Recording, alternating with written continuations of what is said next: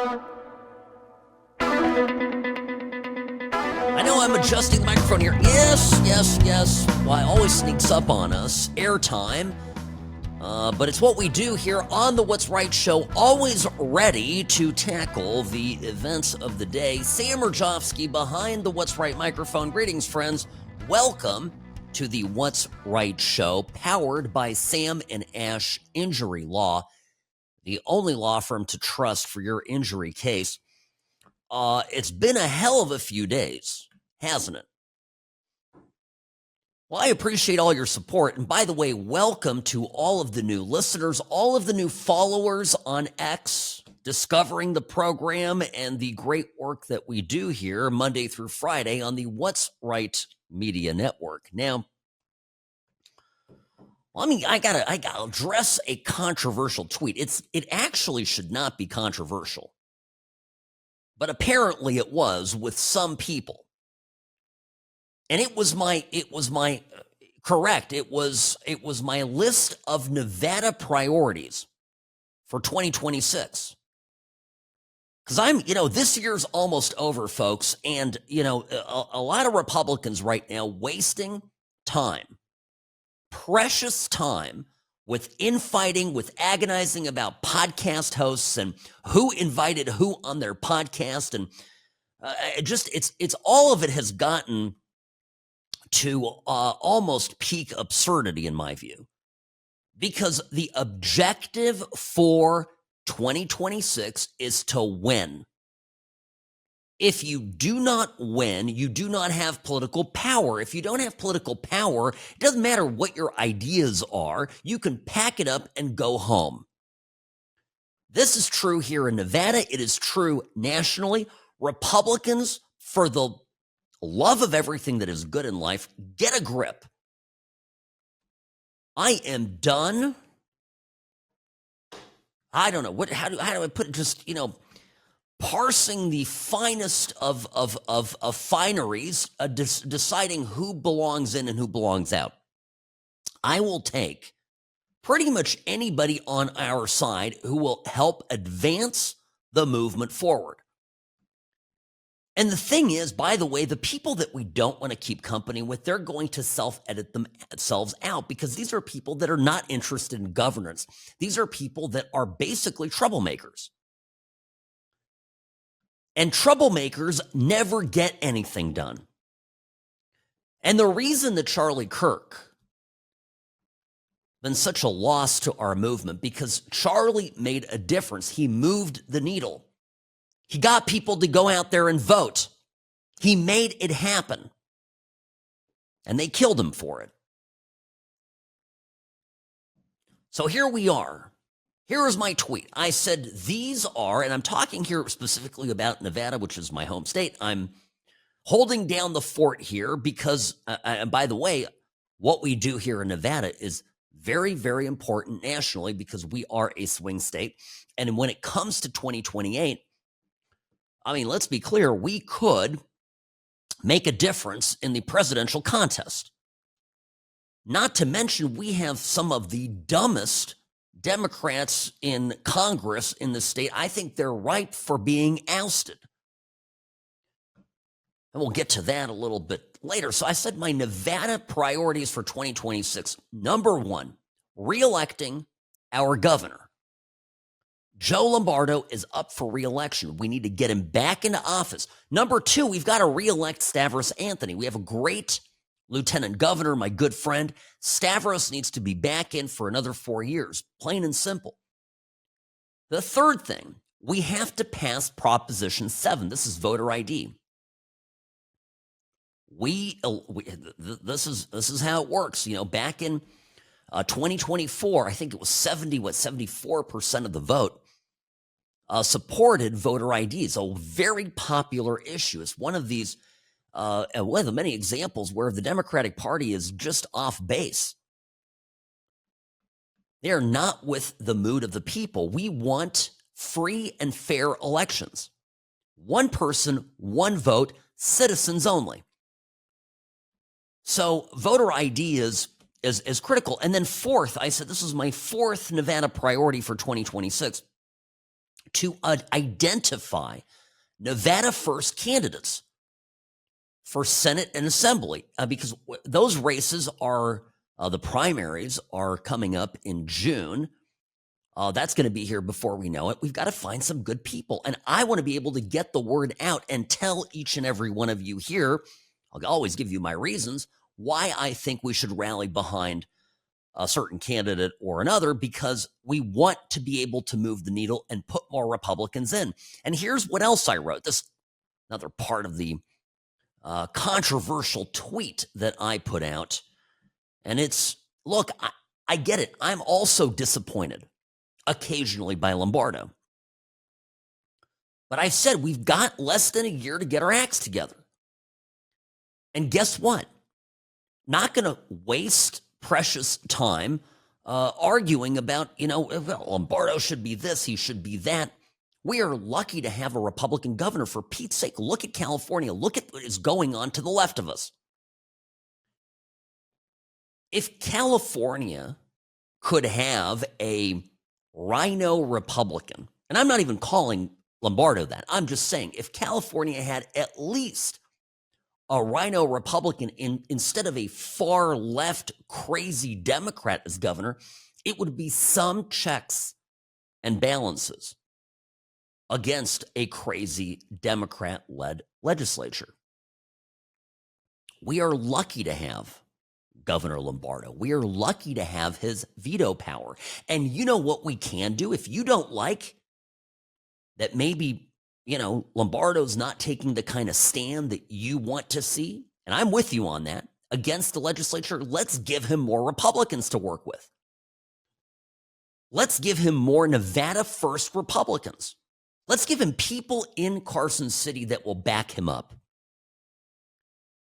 This is what we're talking about. Can you imagine if now, because of internal squabbles over this and that or the other, we inadvertently, by stepping all over ourselves, allow the wildly unqualified Aaron Ford to become he is the Attorney General, become governor of the state of Nevada? What if we end up distracting ourselves from pushing aggressively Prop 7? And further, we have another fight coming up beyond 2026, and that's these mail-in ballots. I know somebody, one of you reached out, a few of you reached out to me and said, Sam, what about the mail-in ballots? You've got to put that on the agenda for 2026. Folks, we're not going to stop. I'm a realist. I'm never gonna, gloss over these. We're not going to stop the next step of the mail-in ballots. So I'll get to that here. Yeah, I'm gonna have to take a quick break, but I'll explain the whole mail-in ballot thing in a minute, because there's a whole procedure for how this happens, and I have studied it. I'm an attorney. I can tell you exactly how this plays out. And there's a certain time frame for it too. Okay, so don't panic. All I'm going to tell you right now is the mail-in ballots it's not a fight for us in 2026. Probably not even 2027. Barring, of course, another emergency legislative session. But that's possible to happen. But here's the big picture. Whether it's here in Nevada or across the country, I am with any Republican that wants to build a coalition to win. That's my position moving forward. Is Trump perfect? Not always. Are the Republicans in Congress perfect? Of course not. But what is the alternative? The alternative is we turn it over to a party that is making friends with radical socialists, with communists in some cases. These are dangerous people. The Democratic Party is openly embracing these folks. And ideas that I felt for many years were long defeated are coming back into the mainstream. This is immensely dangerous stuff. So we Republicans over here have got to focus on the win. And I look at the other candidates on the Republican side that ran. I give you Lombardo as an example. I remember the primary. I was here for the primary in 22 when, we had people running. I mean, look, the other Republicans running against Lombardo didn't have a chance in the general election. Michelle Fiore is a friend of mine. It's no way she would have won. I'm sorry. Wouldn't have happened.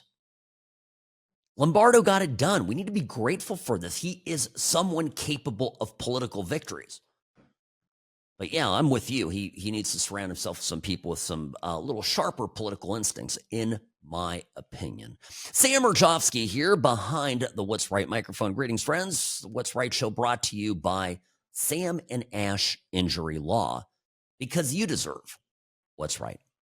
I'm the best. Personal injury law has been the same for a long time. The best. Big egos, greed, and sleazy schemes.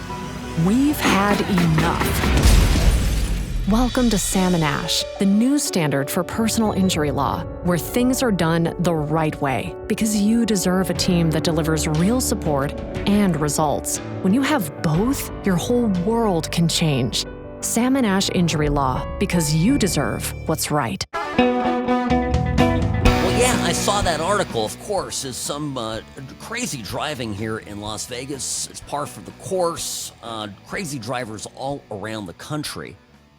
And here's what happens. You're doing everything right. You're minding your own business. You're driving the speed limit when, wham, somebody hits you.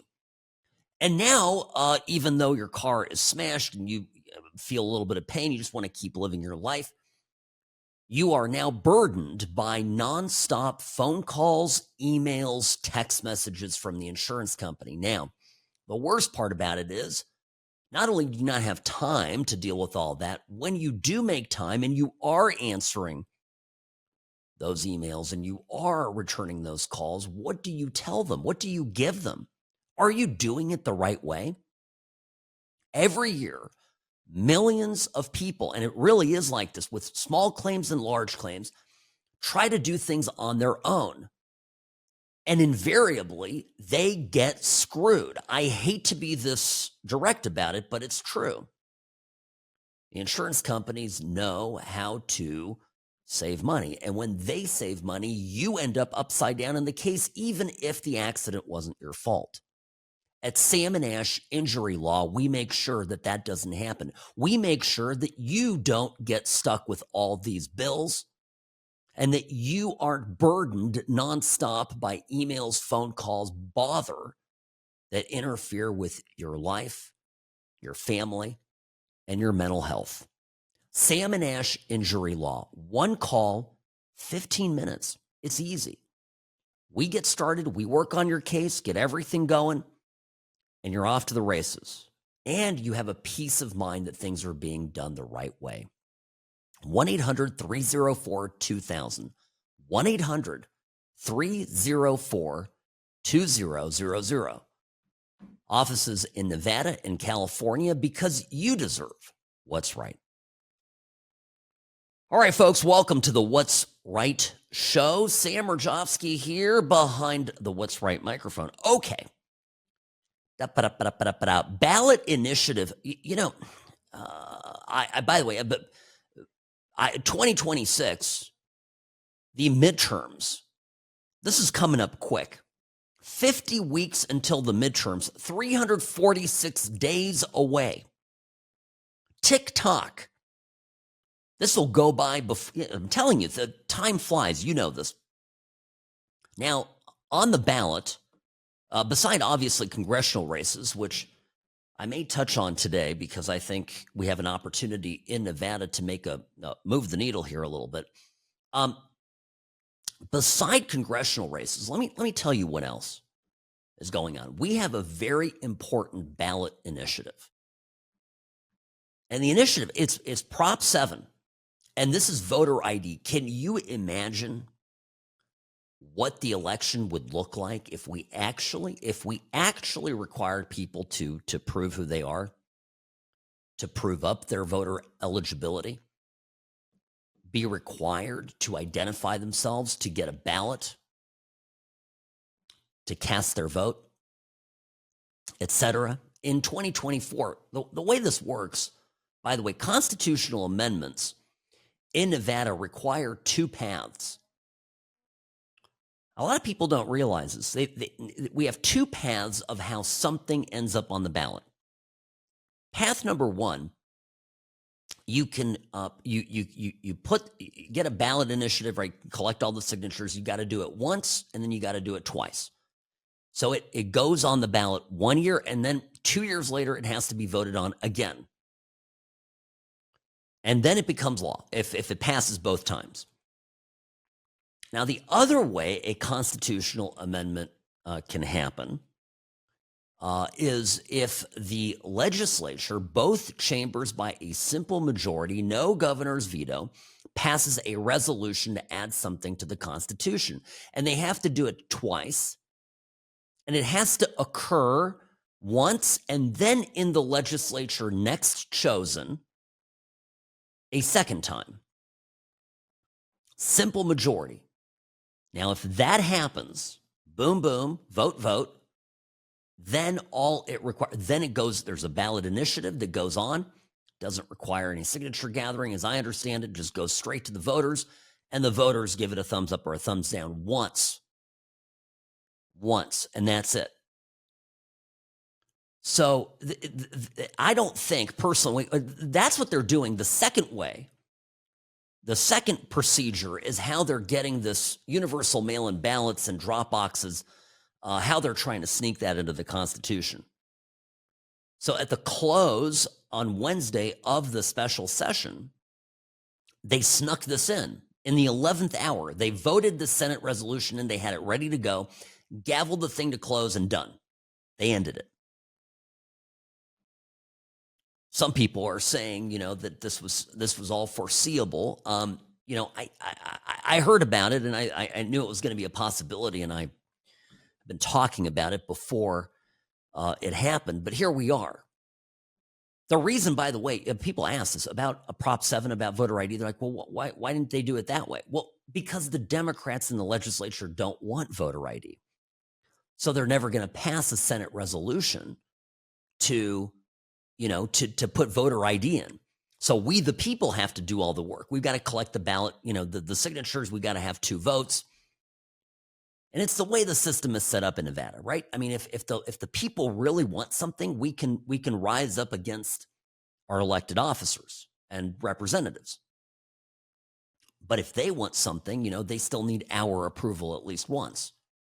I think the system works reasonably well. So we'll see how it works in this case. Now, Prop 7, we can't, I don't know, I wouldn't assume it's going to pass just because in 2024 it passed overwhelmingly. We have to fight for that. And that's going to be part of the midterms. We're not going to have as many Republicans show up. This is going to be a race that is won on people showing up at the polls, going and voting. So that's the thing. And I don't think, hear me out on the ballot, the universal mail-in ballot constitutional amendment. I don't see it getting on the 2026 ballot list at all. I don't think it's going to happen. The next scheduled legislature is in 2 years, is in 2027. Now, there could always be another emergency. They could go into session. I don't think they have enough time because there has to be at least a 30-day delay. It has to be published for 30 days is the way I read the law. So they'd have to go into another emergency session. I don't think they can get that done before these ballot initiatives, the window for them closes. They might. It's probably not going to happen in 26, but look for it in 2027. Absolutely. So this is, we've got some big fights here, folks. This is important stuff. You want universal mail-in ballots in the Nevada Constitution? And by the way, with the fear of that happening, makes voter ID all that much more important, right? All right.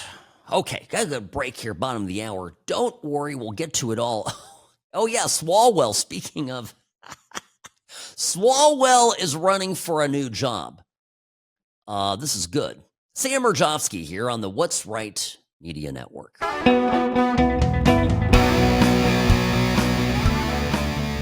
Yeah, California has a new candidate for governor. It's open season there. You know, Gavin Newsom has aspirations to become our president. God help us. So all these people out there now going for the job, and Eric Swalwell is the latest to throw his hat in the ring. Sam Mirejovsky here behind the What's Right microphone, Nevada's favorite recovering Californian, reporting for duty. Sam at what'srightshow.com is my email, at what'srightsam on X. I got a great email yesterday. I wanted to share this. A listener, Ellen. Sam, thank you and great advice to Nevada voters removing tax credits.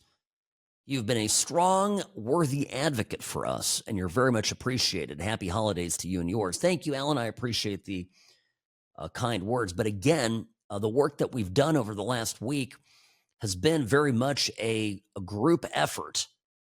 None of this would have been possible without each and every one of you that made phone calls to stop this Hollywood tax grab in our state. And by the way, in the last segment, I get to, don't worry, Ryan, get to Swalwell in a minute, but I just don't want to forget this. When I was telling everybody, when I was explaining to people that losing, let's say 1.5, 1.3, it's not going to be the full 1.8 billion allotted, but losing over $1 billion in tax revenue over a few years was going to be a financial crisis for Nevada that could only be fixed via an income tax. I had a lot of people online writing me, keyboard warrioring at me going, Sam, it requires a constitutional amendment. Okay. So this is what they would have done. The legislature would have gone into session, just like with this mail-in ballots, right? They would have gone into session, quickly passed a resolution, gone into a second session, 30 days, 45 days out, voted another resolution, and then it would end up on the ballot, and they would just have to persuade us one time that we were in such a fiscal crisis that we needed to crack down on the top 3.5% of income earners in the state. And the voters going, well, it's not going to be my taxes. It's not going to be me. I guess we have to save the state. I guess it's okay. I mean, those people have a lot of money. And they would, I'm telling you, would have gotten voted in like that. And then the door is cracked open for the income tax. And you wait and see. Pretty soon we're all paying income taxes. I know exactly how this stuff works, just like the federal income tax. So, Ellen, thank you for your kind words. I appreciate it, but we did this together. And we have a lot to be proud of. I keep reading these articles about grassroots. Every time you see those, that grassroots defeated the Hollywood tax credit bill, and I go, damn right. That's you guys. That's my audience. Some of the best people around. You did it. So I appreciate. I got a lot of thank yous from folks, but the credit is yours. Trust me. So Swalwell, oh my God. See again, it could be so much worse. Those of you complaining about Lombardo in Nevada, Governor Gavin Newsom could be your, chief executive. Swalwell went on, of course, this is very on brand, the Jimmy Kimmel show to announce yesterday his run for governor. Oh boy, this is how it went. I love California. It's the greatest country in the world. Greatest country in the world. But that's why it pisses me off to see Californians running through the fields where they work from ICE agents or troops in our streets. It's horrifying. It's horrifying. It's absolutely or cancer research horrifying. Being canceled. It's awful to look at. And our state, this great state, needs a fighter and a protector, someone who will bring prices down, lift wages up. And we can say that we're the fourth largest economy in the world, and we are, and I love to brag about that. But what does that mean if you can't afford to live here? So I've been in these fights as a city council member up in Dublin, my hometown, as a prosecutor in Oakland, and taking on the most corrupt president ever in the US Congress. But I'm ready to bring this fight home. So I came here tonight, Jimmy, to tell you and your audience that I'm running to be the next governor of California.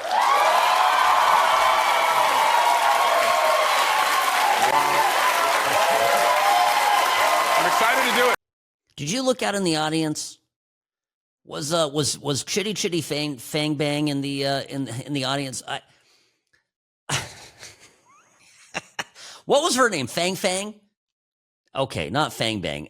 This is the Chinese spy, allegedly, who had carnal relations, allegedly, with Mr. Swalwell while he was on the Intelligence Committee, right? And he was feeding her stuff. This guy is a clown. But listen, I know California. My poor, logical, common sense friends in California are just pulling their hair out. I remember living in California and complaining, Robbie. Oops, there goes the microphone again. Complaining about, oh, see, listen, I broke the studio now. Look at this. All right, there we go. Living in California, I remember I'd complain about Governor Moonbeam, right? Jerry Brown. Jerry Brown's this terrible left-winger radical. Thank goodness he's calmed down a bit, but my gosh, this is the worst governor ever. Because of course, Republicans, and rightly so, complained about Arnold Schwarzenegger being a rhino. And Schwarzenegger did mess things up for Republicans in California. He really demoralized Republicans. So we got Jerry Brown, right? And Jerry Brown, we all thought he was a radical, but it was nothing compared to Gavin Newsom. The state is in a program of managed decline, and they keep bringing up this fourth largest economy in the world. Eric Swalwell, Gavin Newsom, Governor Moonbeam, Arnold Schwarzenegger even wouldn't know how to create a fourth largest economy of anything. Zippo. When you look at the bozos that are in the state assembly in California, they couldn't create wealth if they had to. There's a few, obviously some exceptions to the rule, but the people that run things, the Democrats that control things, the speaker, the majority leader, these people are nuts, and they're incompetent. It's most important. Do you see this? Stuff online or, in the news where they say, oh, we're the fourth largest economy in the world. Newsom talks about it every time he can. I always want us right. It is the fourth largest economy in the world in spite of your best efforts. I always want to reach out and add that line, in spite of your efforts. If you know what, if there was a Donald Trump-like business-minded character running California's economy would exceed that of the rest of the United States put together. California has ports. It has farmland. It has, coastline. It has places for people to live from all income strata. California, it's oriented on the west coast of America, facing Asia, the Pacific Rim, a place where trade has been dominant in the last 30, 40 years. It's actually embarrassing that California is only the fourth largest economy. And the wealth that exists in California is there because it was attracted to California long before these insane people took control. And every year that goes by, people leave the state. And why? They leave because the state is unmanageably expensive, which I would contradict Eric Swalwell is not something that sort of flukishly happened, but it's the government that creates housing scarcity in California. It's the government that confiscates wealth and restricts the flow of money into the economy by taking onerous sums from people's paychecks. It's the government that overregulates under the guise of protecting the environment at every turn.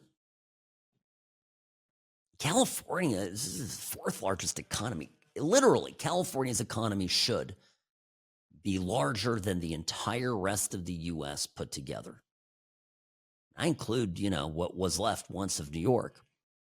Instead, Florida's economy, Florida used to be a swamp. Literally, a few years ago. When I was growing up, okay, Miami, Robbie, and when we were in high school, Miami was synonymous with what? Cocaine, okay? A party scene, and you're going to get shot if you go there. Like, it was like no interest. Nobody went to Miami except to party and potentially get murdered. I'm generalizing. Don't be mad at me. Now it's turning into the financial capital of the world. I mean, give Zohran Mandami another few minutes, and Miami's number one. Good governance matters. It's happening because they've got a really, really good governor. And that really good governor, this is where I'll back up Lombardo, has a solid Republican legislature. And the reason they've got a solid Republican legislature is because they've cleaned up their elections. This is why we have to do that here in Nevada. So I see the Swalwell guy in California, friends, as an opportunity for us in Nevada. If things get any worse in California, everybody with half a brain left in California is going to want to be right here, whether it's Las Vegas or in the Reno area or somewhere else in the great state of Nevada. Sam Mirejovsky here behind the What's Right microphone. Friends, I'll be back in a moment.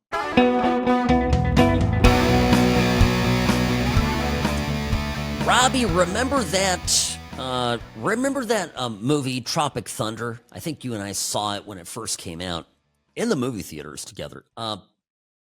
Tropic Thunder. What was that? They had the little sequence at the beginning of the movie of all the fake movie trailers, all the stars, and it was all, yeah. Which one was the one? What was the family of that they just farted? That's all they did. It was a family, and they just Fatty's Farts 5 or something like that.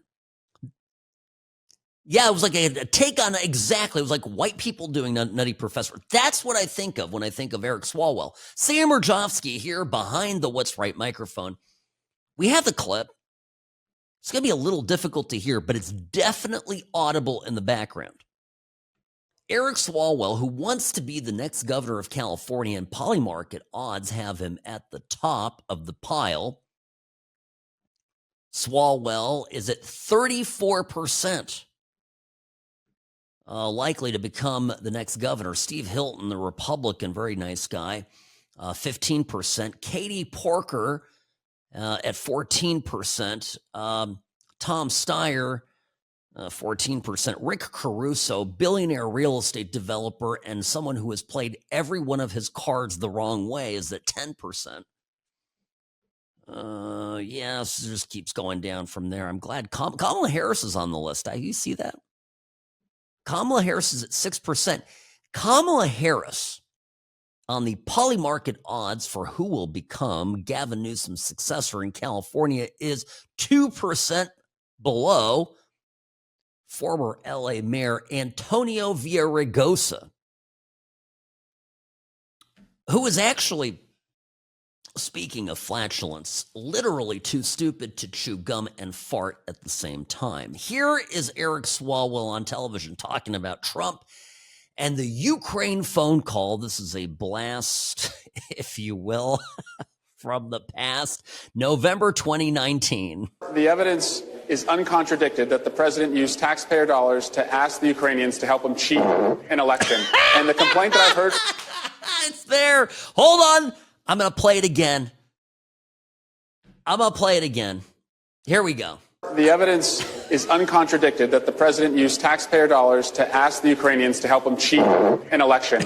And the complaint that I've heard...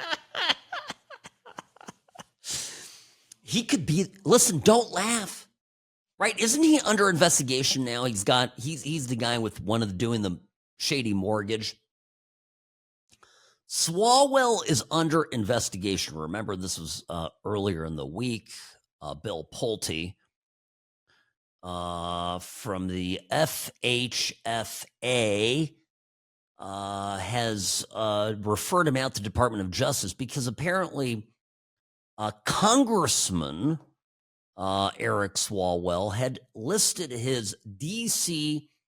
Fashionable D.C. abode, his house, as his primary residence, right? He declared his primary residence. What's the problem with this? Well, you're either a Republican senator from, I think he's from Livermore, California as his district.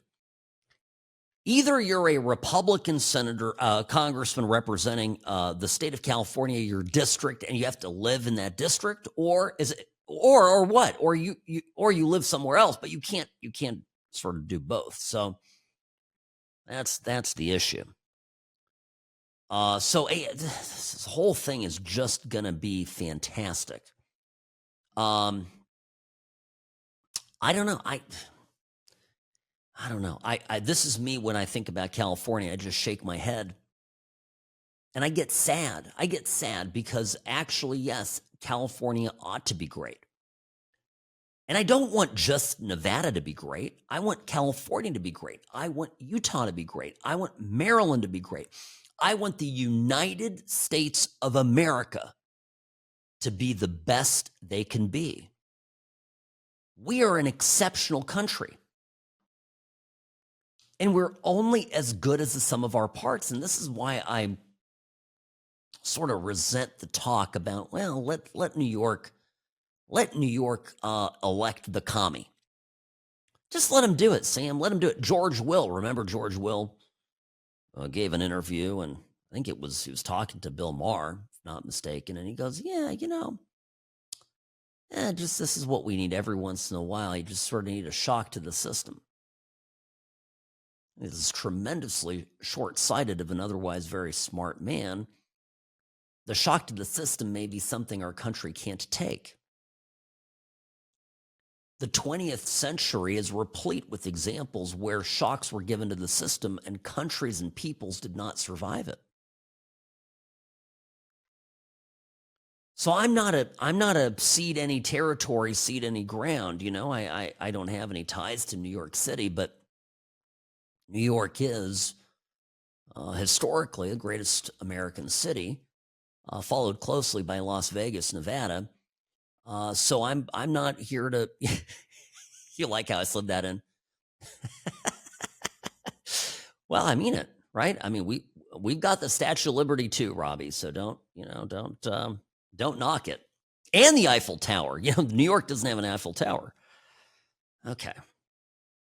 I'm just saying. I don't want to cede any territory to the left. And it takes me back to where I started this hour, which is we Republicans have got to win this.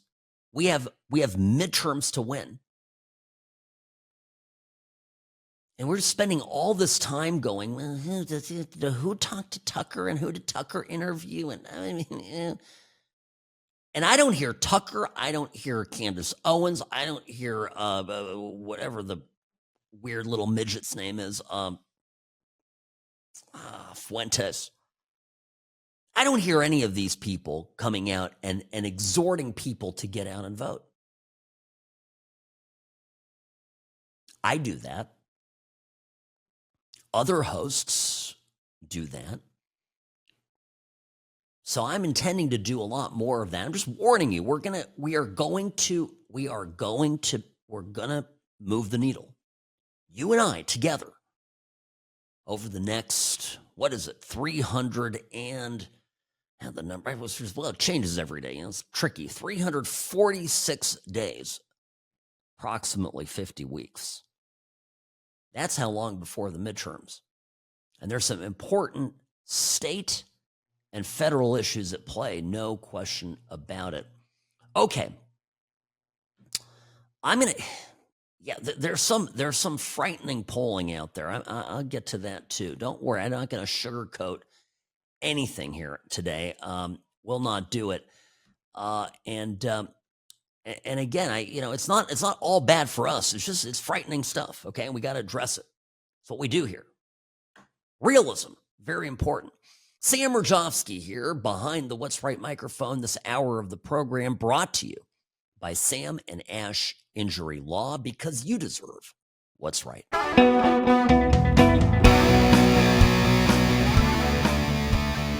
Rarely wrong, always right. Sam Mirejovsky here behind the What's Right microphone. Greetings, friends, and welcome to the program.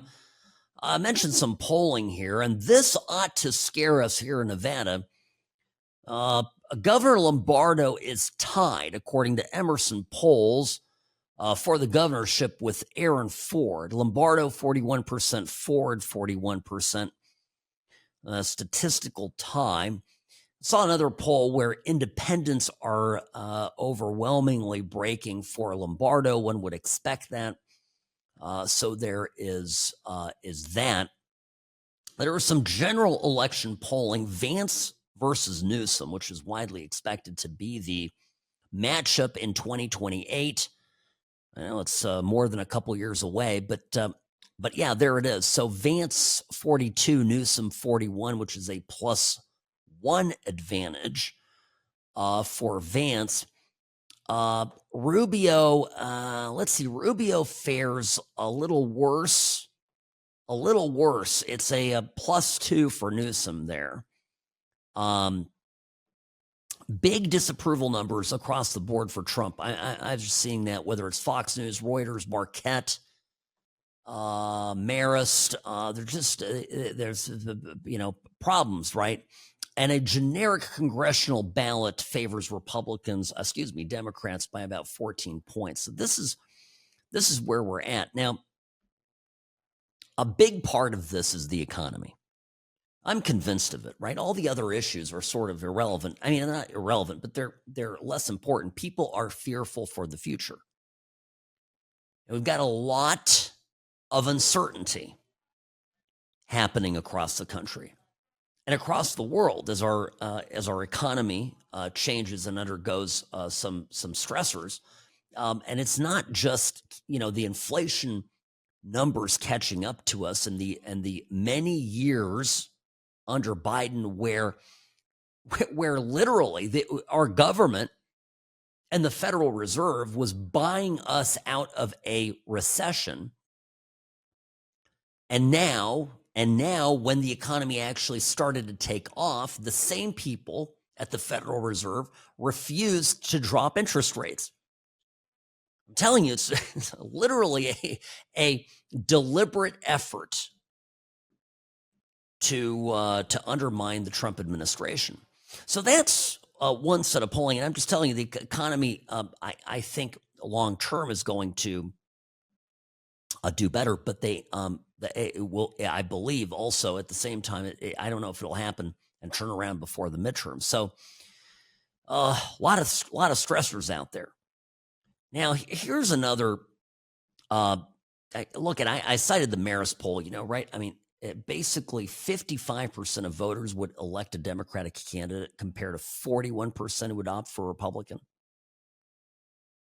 So this is the largest the Democrats have had a lead going into the midterm since November of 2017. Here's an interesting part of the poll, though. Both Democrats and Republicans see each other as dishonest and close-minded.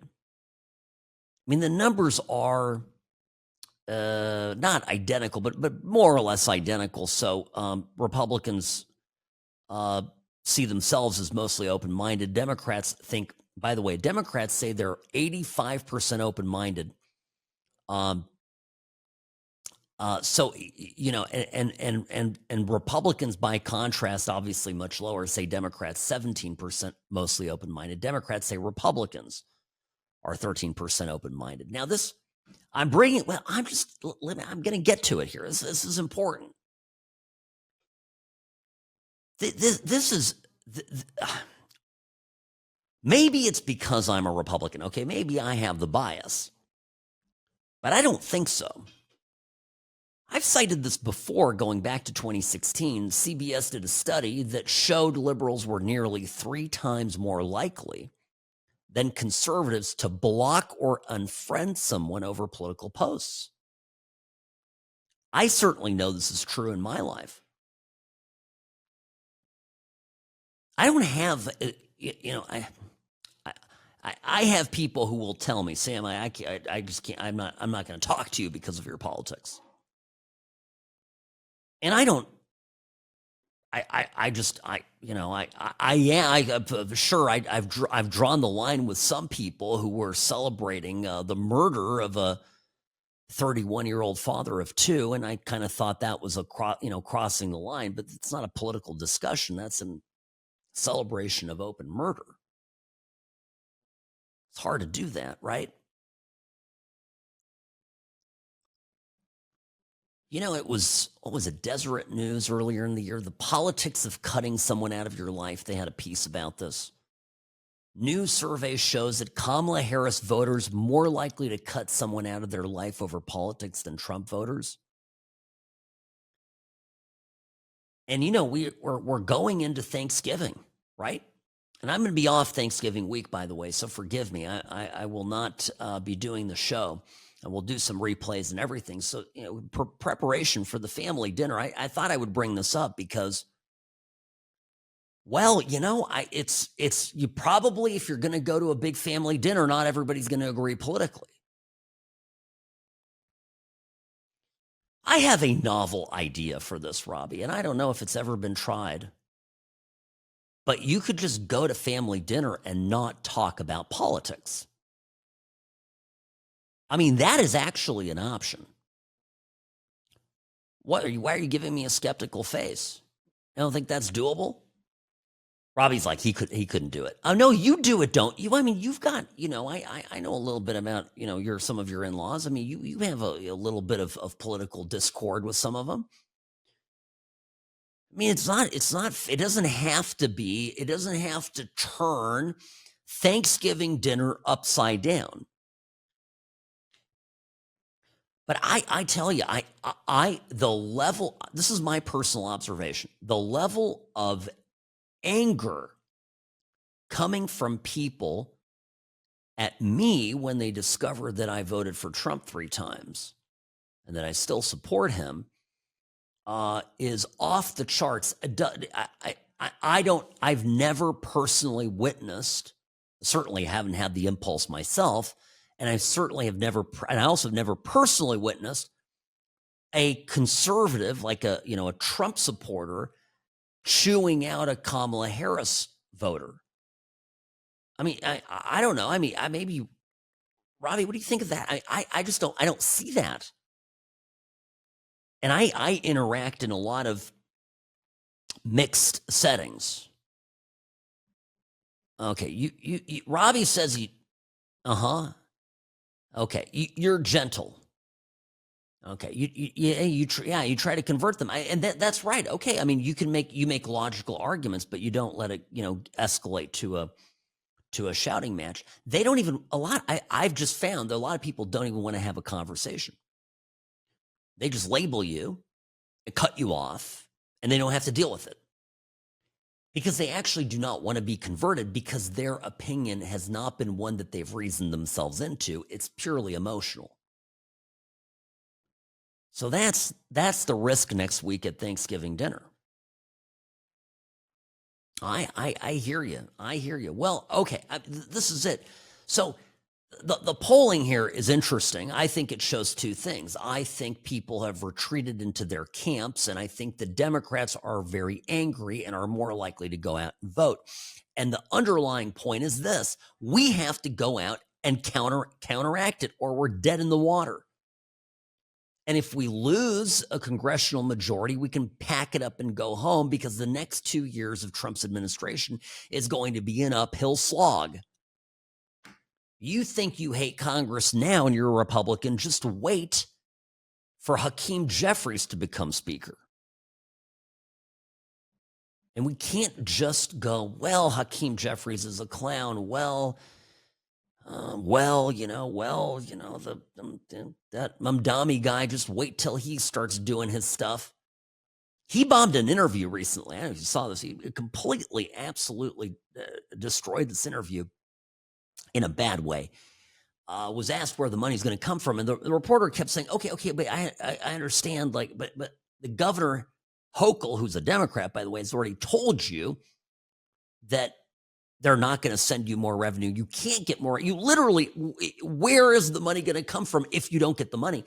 And, this was so great because he kept repeating like a wind-up toy. Kept Mamdani, who's going to be the mayor of New York on the 1st of January, he kept repeating, we're going to get the money. We're just going to get it. We're going to get it. It's almost like he's planning to start confiscating some stuff just to pay for this communist utopia that he's looking to set up. I know. But again, if you're thinking, oh, people are going to connect the dots. Oh, they're going to see what's happening in New York. And by November, they're going to be like, oh, boy, I know we don't like the Republicans, but we better vote for them or else. You are living in fantasy land.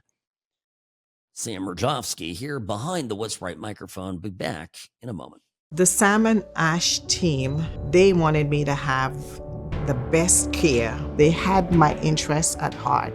I have an enormous amount of gratitude. I cannot say enough thank you.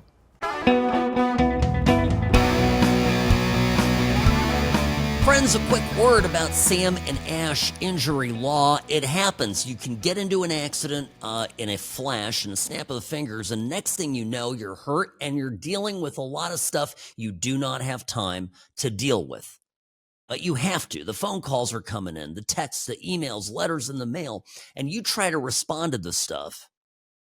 And the problem with it is you don't even know what to tell them, what to talk, how to deal with the insurance company, and what information to give them. And ultimately, after all of that hassle, you'll end up upside down in your case.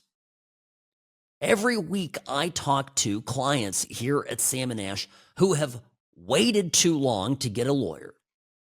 And then as the math starts coming together, they realize they're upside down to the tune of thousands of dollars. Talked to a guy the other day, $10,000 upside down in his case.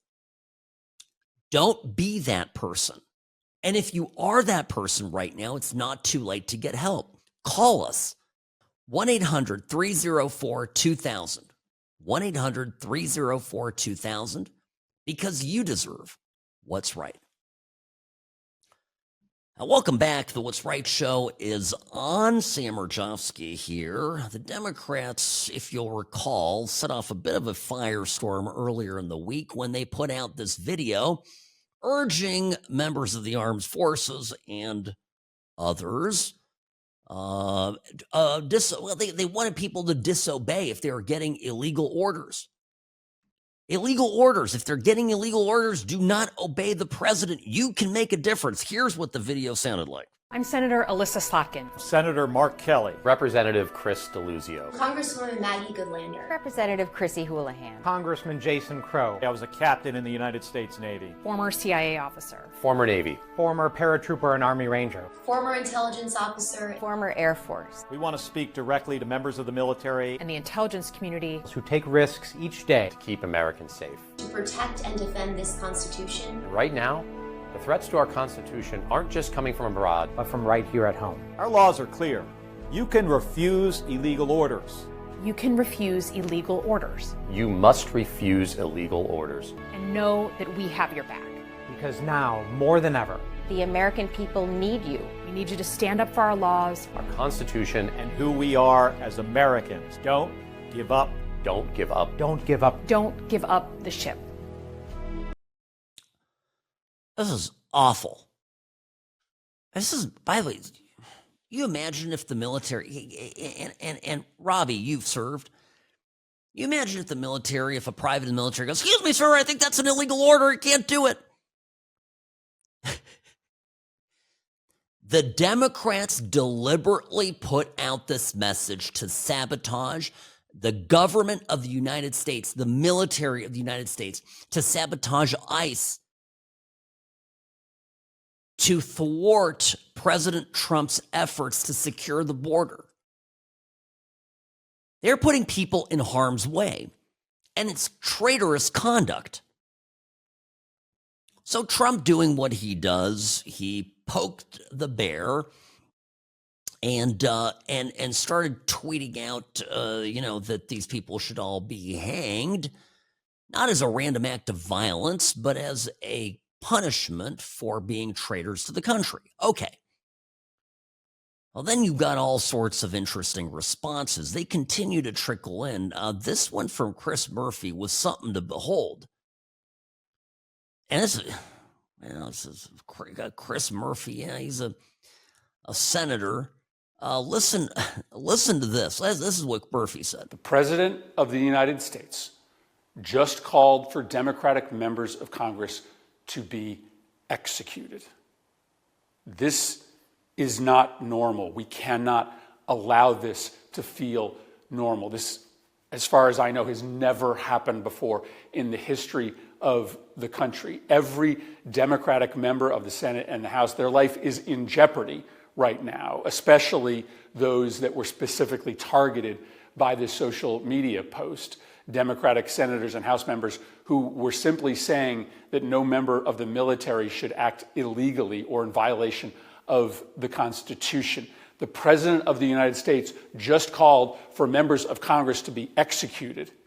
If you are a person of influence in this country, maybe it's time to pick a side. We are at a very dangerous moment right now. The president is engaged in the wholesale incitement, endorsement, and rationalization of political violence in this country. Chris Murphy needs to stop eating lead paint chips from the wall. Okay, so, they can make a video, these Democrats, saying, here's the law and you can disobey the president. But if Trump goes, hey, what you just did there is a crime and here's the punishment, then that is an incitement, a wholesale incitement, and a rationalization of political violence. These people are bozos. They've spent years smearing Trump, calling him a Russian spy and an asset. And now this, it's the latest nonsense. So you get all these, here's Jason Crow, CNN Cassie Hunt talked to him yesterday. Here's how that interview went. So are you saying that there was not necessarily any particular precipitating event? There is no specific thing out there that made you decide now is the right time? That's right. To be clear, we are not calling on folks right now to disobey any type of unlawful order. Right? There is very real and deep concern about what this president has threatened to do over and over again. There are 3 more years left of this administration. If we are not talking about this and having a conversation about it and demystifying this conversation, we are not fulfilling our duty. We are reminding people that have taken the oath what that oath requires of them to do. Oh, that's not what I heard. That's literally not what I heard. You can just, you do this, we're to prepare, you do. That's what I heard. Oh, we're just kind of warning them generally about a future event. What a bunch of nonsense. But along comes Pete Buttigieg, presidential hopeful and former transportation secretary, who spent half of his term out on maternity leave. Here is Pete Buttigieg explaining to Heather Cox what this is all about. What we've generally assumed is it means that an order, if a president were to order something that was blatantly illegal or unconstitutional, that order wouldn't go very far. It wouldn't get anywhere near the soldier, sailor, airman, or Marine out in the field, because senior military leadership, generals whose job is to be completely non-political, would not allow that to happen. Not for nothing, one of the first things this president did was change senior military leadership, and maybe even more importantly, change the JAG Corps, the lawyers who advise those generals and admirals on what to do. All of that does create more pressure down the chain of command, more uncertainty down the chain of command for anybody who is worried about whether everything they are being ordered to do is in fact lawful and constitutional. If you'll remember, in the closing stages of Trump's presidency, we had our Joint Chiefs of Staff reaching out to the Chinese and telling him he would countermand Trump's orders. These people are sick. They created this problem. Now Trump's cleaning it up, and they're crying wolf. Fascinating. Sam Mirejovsky, back in a moment.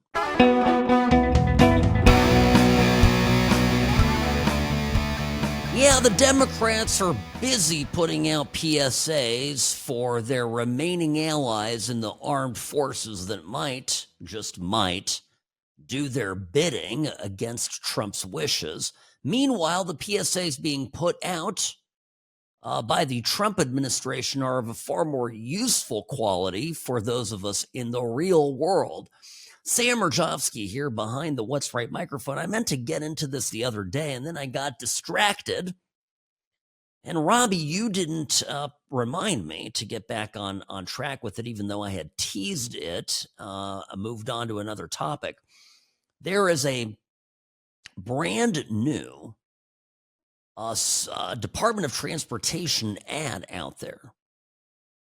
Now, this ad, oh my gosh, this is such a good ad. I'm not going to play the whole thing because it relies on a degree of imagery, which is difficult to translate here on radio.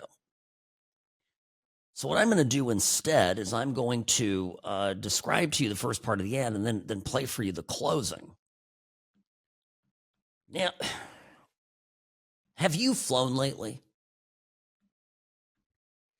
It is not fun, okay? It is not fun. Or admittedly, it is better than it was during COVID. The masking, the people being super weird, not enough flights, I get it. That was all terrible. But coming out of COVID, the already steady decline of the airline travel experience just got only worse. And so this ad is really stunning because the ad has a lot of video taken from the past. Oh my gosh, Robbie. See, this is what I'm telling you. My microphone today is just acting up. It is not holding up in my stand here. All right, there we go. I don't know. This is folks. Sorry, this is just what happens with radio. Sometimes the equipment acts up. Okay, there we go. So I'm gesticulating with my hands, and then I bump it, and then it all goes to heck. So this Department of Transportation ad has a bunch of old footage of people traveling, and they're dressed in suits and ties. They're sitting there, they're looking very genteel on the airplane. And then it starts splicing to videos, many of which we have seen pop up in our feeds, our social media feeds, of people acting like absolute animals. People are beating on each other. People are sticking their feet up and over through the seats. They're hitting people that are in front of them. They're pulling on the hair of the people behind them. Whatever. It's a free-for-all of human zoology. Now, so they put this ad out, and then they say it doesn't have to be this way. And then Secretary Duffy, who is no Pete Buttigieg, tells people this. I don't know what you make of this, but I think this is a message of some utility for a lot of people in this country. That's right. Manners don't stop at the gate. Things aren't what they used to be. Some would call it the golden age of travel. Let's bring civility and manners back. Ask yourself, are you helping a pregnant woman put her bag in the overhead bin? Are you dressing with respect? Are you keeping control of your children? Are you saying thank you to your flight attendants and your pilots? Are you saying please and thank you in general? The golden age of travel begins with you. So the golden age of travel begins with you. Isn't this, by the way, this is a quintessential Republican position, personal responsibility. You notice that? It's not up to the government to make sure that people behave. Hey, for starters, why don't you get some manners? Now, I would love for a crackdown on poorly behaved people on the airplanes. I would. Here's the problem with it. Here's the one small rub that I see. You know, I already think the flight attendants, and I get both sides of the argument here. I know the flight attendants have to deal with some real doozies, okay? But some of these flight attendants have the power of putting somebody on a no-fly list that goes to their heads. And I fly a lot. I fly a lot more than the average person. And I'm respectful, and I, wear a suit oftentimes because I'm flying for work, and I'm certainly a jacket, and I look nice. I get on the plane, I sit in my seat, I get on my phone, I do work, mind my own business. I'm not beating anybody up, so I'm a real winner when it comes to flying. I think a positive contributor. But I've had flight attendants be terrible. And basically, there's no, you can't really push back as a customer. I've had some stuff happen. So I don't know. I don't know what this, but I love that this ad is running and it's out there. It's out there, and maybe, just maybe, it improves some of the stuff. I think dress code is a huge part of it. I think, remember, you look at these old, people used to dress up when they flew. People used to dress up in general. People would fly to Hawaii in suits. Not in my lifetime, I think, as much, but it was some of it when I was little. And then certainly in my parents' lifetime, it was completely normal. So we're just deteriorating, right? And I hate to sound like this, grouchy, 45-year-old man. We are deteriorating in real time. I don't know, but you know what? It's a choice we can make. You can try this. By the way, I have a challenge for you. Next time you fly,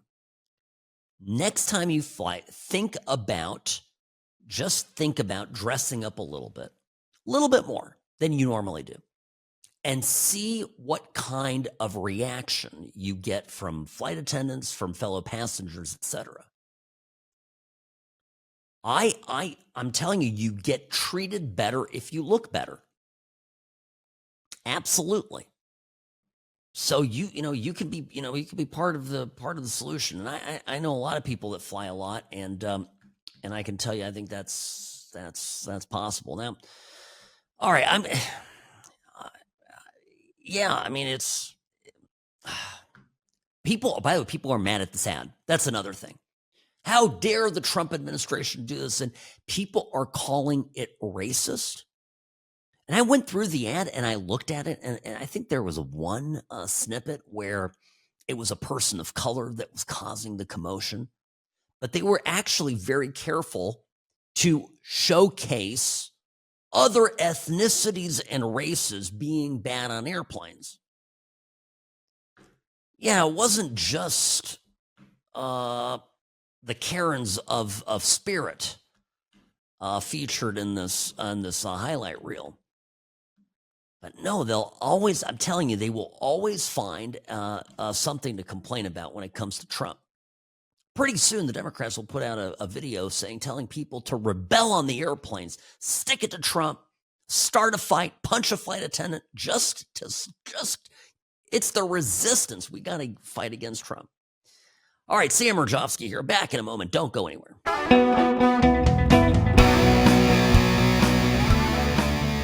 It's the dreaded 5% unemployment rate that has everybody spooked from Nevada to California and beyond. Sam Mirejovsky here behind the What's Right microphone. I want to be clear, there's some finer data on this. Rick Santelli just got into this on CNBC, talking about actually a better than expected jobs report. And let me play this here and explain to you what this means, just practically speaking, from an unemployment rate perspective. And here we go. This is the September jobs report. Non-farm payrolls are up a robust 119,000. 119,000 will be the best since April, when we were up 158,000. In the rearview mirror, well, last month was downgraded from 22,000 to minus 4,000. Now, if we look at what's going on with the unemployment rate, it ticked up from 4.3 to 4.4. That was unexpected. 4.4 would, last time we were at that level, boy, I have to go back a ways. October of 2021, when it was 4.5%. Now, if we look at labor force participation rate, it ticked up. That's a good thing. 62.4 equals where we were in May. You have to go to April of this year when it was 62.6 to find a higher number. Now, of course, the markets reacted positively to this, but what's that labor participation rate? You know, I always believed that under Biden, when we gave people a bunch of free money, a lot of people just left the workforce. And then the economy at one point got so bad that they had to actually, they couldn't even, it was so bad they couldn't get work and they gave up looking. Remember, they would do polling of people. I said, yeah, I was working.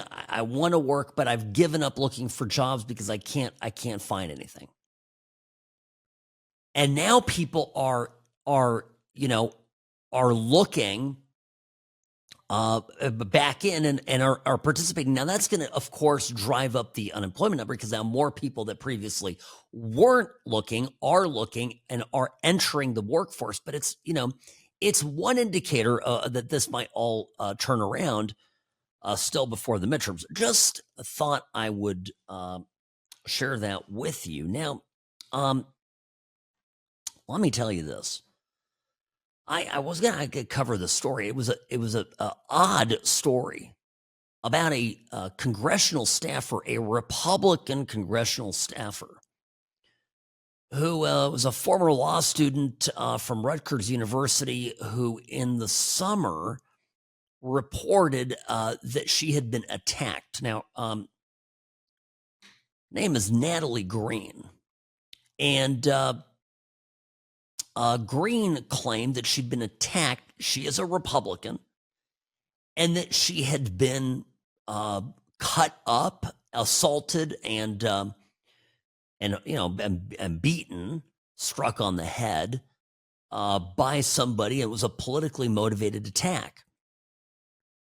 There were carvings in her body. This is very odd stuff. If you followed the story. And she claimed that somebody had written Trump and then, a word to describe prostitute. Okay. They wrote it apparently on her stomach, and she had the cuts, right? She had the scarring. And so the police investigated, the FBI investigated this, and it turned out the whole thing had been an elaborate hoax. That's right. It was just like Jussie Smollett. Now, guess what? You're probably thinking, Sam, I didn't even hear about the story. That's my point. We heard about Smollett getting attacked by red-hatted Trump supporters. Day in and day out, it was the issue du jour. And it influenced, in some small part, the presidential election. Smollett made the whole thing up and has, of course, since been held somewhat responsible for it. But, it maintains consistently that it was a real attack. Here, I guess the police figured out that her friend, supposed victim's friend, had bought the zip ties, and that this lady, Green, had traveled to a Pennsylvania tattoo parlor and paid $500 in cash to have the cuttings and markings put on her body. They put it on with a scalpel. So the whole thing was cooked up. Now, what do you think the Trump administration has done here? Well, they've charged her. Alina Habba, who is the U.S. Attorney for New Jersey, charged Green with one count of conspiracy to convey false statements and hoaxes, one count of making a false statement of federal law enforcement. And that's it. Done. Faces 10 years in prison, $500,000 in fines. She was released on a $200,000 bond. Now, this is the right approach. So you'll hear all these situations where Trump is only arresting Democrats, only going after Democrat malfeasance. There's a lot of Democrat malfeasance. And we talked about some of it the other day it's almost now a weekly occurrence. But anyway, it's nice to see that this stuff is actually happening. Now, other news, and this is a little frightening as look at the news going on. Things heating up in Venezuela, and apparently there was a notice to all airmen for pilots from the FAA to avoid a potentially hazardous situation in and around Venezuela for the near future. So Trump has refused to rule out strikes on Venezuela and is looking to amp things up there. So he said he would talk to Maduro too, but he's keeping up maximum pressure. Of course, this impacts flights in the lower Caribbean because, of course, Venezuela is there at the tip of South America. So maybe impacting some people's holiday travel. All right. You know what? I'll tell you here, Robbie, it's been a hell of a week. I mean, a lot going on, but it's been a good week. And I'm going to come back to my thoughts on this. We as common sense people need to unite and get things done. Political successes require some compromises, and they require unity. And the trouble with individuals that grandstand, individuals that put themselves constantly out there for their personal brands, I guess it's fine if it's Tucker Carlson. I think it's a little weird when it's a member of the House of Representatives. But anyway, when you get somebody out there who's more focused on their personal brand than winning for political victories beyond their own reelection, I think is defeats the purpose. If Massey is in the minority in Congress, do you think any of the things that he purports to care about, like, for example, cutting the deficit, is going to actually happen with Democrats in charge? More likely to get successes, even if they're not perfect, under Republican leadership. Think about here in Nevada. Think about what would have happened if Governor Steve Sisolak had won in 2022, if he had been reelected. How many vetoes has Lombardo signed? How many bills haven't become law because Lombardo's put his foot down? All of that would have been greenlit by Sisolak. And Sisolak, if you'll remember, during COVID was getting his marching orders straight from Sacramento. You want to talk about don't California my Nevada. It's literally, we had a governor in cahoots with Gavin Newsom. So we have to understand here a little bit. The glass is half full. We're very lucky right now to be, and where I sit in Las Vegas, in Nevada, to have a Republican president, Republican House of Representatives, Republican Senate, to have a Republican governor in my state, a Republican lieutenant governor, and a Democrat legislature that even some of the Republicans occasionally act like Democrats.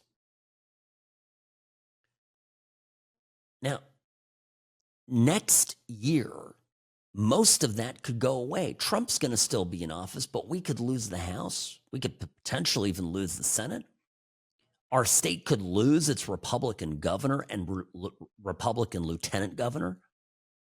We could suffer those kind of losses. And for what? Because we're pissed about the crime bill or this one amendment about schools and ICE or whatever the issue is.